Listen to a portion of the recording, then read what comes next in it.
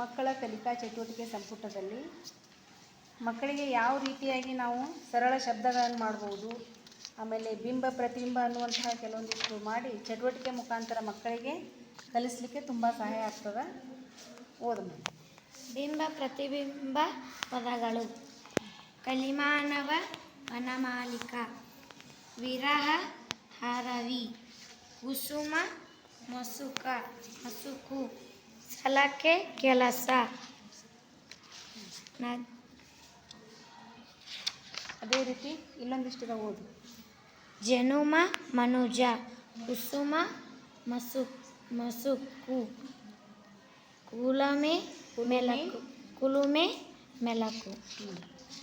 ಅದೇ ರೀತಿ ಈಗ ತಿರುಚುಳಿ ಮುರುಚುಳಿ ಅನ್ನುವಂತಹ ಒಂದು ಪದಗಳು ಅಂದರೆ ಇಲ್ಲಿರುವಂಥ ಅಕ್ಷರ ಈ ಉಲ್ಟಾ ಓದಿದ್ರು ಕೂಡ ಅದೇ ಒಂದು ಶಬ್ದ ಆಗ್ತದೆ, ಸೀದಾ ಓದಿದ್ರು ಅದೇ ಶಬ್ದ ಆಗಂಥದ್ದು. ನಾಗಮಣಿ ಮಗನ, ಮದ್ರಾಸಿನಲ್ಲಿನ ಸಿದ್ರಾಮ. ಈ ರೀತಿ ಏನಾಗ್ತವೆ ಇವು? ಹೊಳ್ಳಿ ತಿರುಚುಳಿ ಮುರುಚುಳಿ ಅಂದ್ರೆ ಆ ಕಡೆ ಓದಿದ್ರು ಸೇಮ್ ಆಗ್ತದೆ, ಈ ಕಡೆ ಓದಿದ್ರು ಅದೇ ಥರ ಅಕ್ಷರ ಆಗ್ತದೆ. ಇಲ್ಲೇನದ 3 ಅಕ್ಷರದ ಒಂದು ಕಥೆಯನ್ನು ಬರ್ತದೆ. ಯಾವುದೇ ಒಂದು ಶಬ್ದವನ್ನು ಒಂದು ಪದವನ್ನು ಬಳಸಿದ್ರು ಕೂಡ ಈ ಕಥೆಯೇ 3 ಅಕ್ಷರದಲ್ಲಿನೇ ಮುಕ್ತಾಯ ಆಗ್ತದೆ. ಆಮೇಲೆ 2 in 1 ಪದಗಳು ಅಂತದಾವಿಲ್ಲಿ ಈ ಚಿತ್ರಪಟದಲ್ಲಿ. ಇಲ್ಲಿರುವ ಪದಗಳನ್ನು ನಾವು ಎಡದಿಂದ ಓದಿದಾಗಲೂ ಹಾಗೆ ಆಗ್ತಾವೆ, ಮೇಲಿನಿಂದ ಕೆಳಗಡೆ ಓದಿದಾಗಲೂ ಹಾಗೆ ಅವೇ ಪದಗಳೇ ಬರ್ತಾವೆ. ಓದಿಲ್ಲಿ ಏನೇನದಾವು? ಕಿಟಕಿ, ಟಗರು, ಕಿರುಬ. Very good. ಸನಾದಿ, ನಾರಂಗಿ,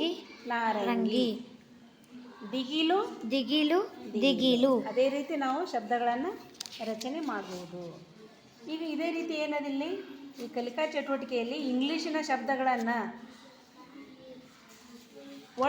English ವರ್ಡ್ಸನ್ನು ಬರೆದದು.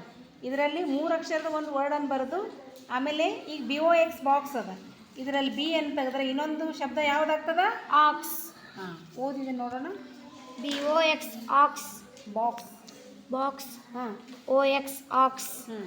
BALL ball, ALL all. HIS this, HIS is.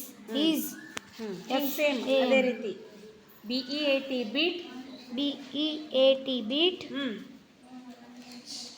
ಈಟ್,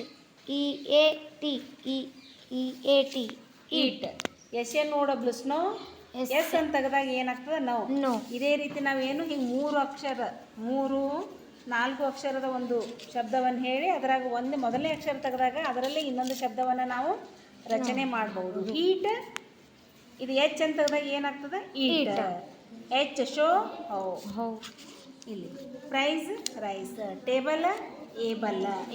ಈ ರೀತಿ ಇದು ಇಂಗ್ಲೀಷ್ ವರ್ಡ್ಸನ್ನು ಕೂಡ ಇಲ್ಲಿ ಮಾಡಲಾಗಿದೆ. ಅದೇ ರೀತಿ ಕೆಲವೊಂದಿಷ್ಟು ಇಲ್ಲಿ ನುಡಿಮುತ್ತುಗಳನ್ನು ಈ ಮಕ್ಕಳ ಕಲಿಕಾ ಚಟುವಟಿಕೆಯಲ್ಲಿ ರಚನೆ ಮಾಡಲಾಗಿದೆ. ಅದನ್ನು ಕೂಡ ಒಂದು ಪುಸ್ತಕ ರೂಪದಲ್ಲಿ ಬರೆದು ಇಲ್ಲಿ ಹಚ್ಚಲಾಗಿದೆ. ನಿಮ್ಮನ್ನು ನೀವು ಜಯಿಸಿ, ಆಗ ಇಡೀ ಜಗತ್ತೇ ನಿಮ್ಮದಾಗುತ್ತದೆ. ಸ್ವಾಮಿ ವಿವೇಕಾನಂದ ಅವರು ಹೇಳಿದಂಥದ್ದು, ಆಮೇಲೆ ಡಾಕ್ಟರ್ ಅಬ್ದುಲ್ ಕಲಾಂ ಅವರು ಹೇಳಿದಂಥದ್ದು.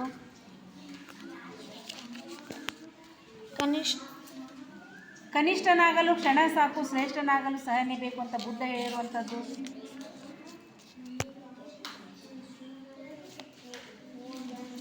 ಜ್ಞಾನಿಗಳು ಪುಸ್ತಕಗಳನ್ನು ಪೂಜಿಸಿದರೆ ಅಜ್ಞಾನಿಗಳು ಕಲ್ಲನ್ನು ಪೂಜಿಸುತ್ತಾರೆ ಎಂದು ಡಾಕ್ಟರ್ ಅಂಬೇಡ್ಕರ್ ಅವರು ಹೇಳಿದಂತಹ ಕೆಲವೊಂದಿಷ್ಟು ನುಡಿಮುತ್ತುಗಳನ್ನು ಇಲ್ಲಿ ಬರೆದ.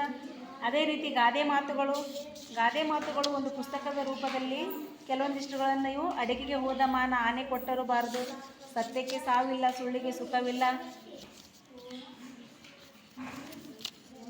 ಕೆಲವೊಂದಿಷ್ಟು ನುಡಿಮುತ್ತುಗಳು ಆಮೇಲೆ ಗಾದೆ ಮಾತುಗಳನ್ನು ಇಲ್ಲಿ ಮಾಡಿ ಚಿತ್ರಪಟದಲ್ಲಿ ಹಾಕಿದ. ಇದೇ ರೀತಿ ಇಲ್ಲಿ ಇವು ಕೂಡ ಇಂಗ್ಲೀಷ್ ಶಬ್ದಗಳನ್ನು ರಚನೆ ಮಾಡಲಿಕ್ಕೆ ಸಹಾಯ. ನೋಡಿ, ಇದು ಏನಂತಾರೆ? ಇದಕ್ಕೆ ಫಿಶ್, ಹೌದಿಲ್ಲ?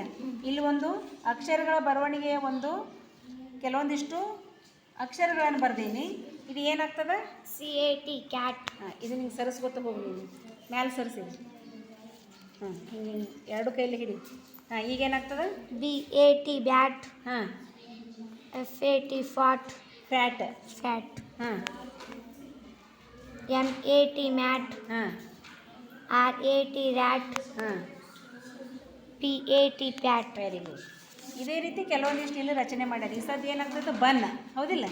BUN ಬನ್, RUN run, RUN run, SUN ಸನ್, ಹಾಂ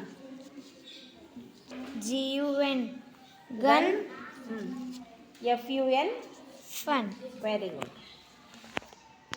ಹಿಂಗೆ ಕೆಲವೊಂದಿಷ್ಟು ಇವು ಕೂಡ ಏನಾಗ್ತದೆ, ನೀವು ಓದೋದ್ರಿಂದ ಶಬ್ದಗಳ ಸಂಗ್ರಹಣೆ ಹೆಚ್ಚಾಗ್ತದೆ, ಆಮೇಲೆ ಓದಲಿಕ್ಕೂ ಕೂಡ ಈಸಿ ಆಗ್ತದೆ.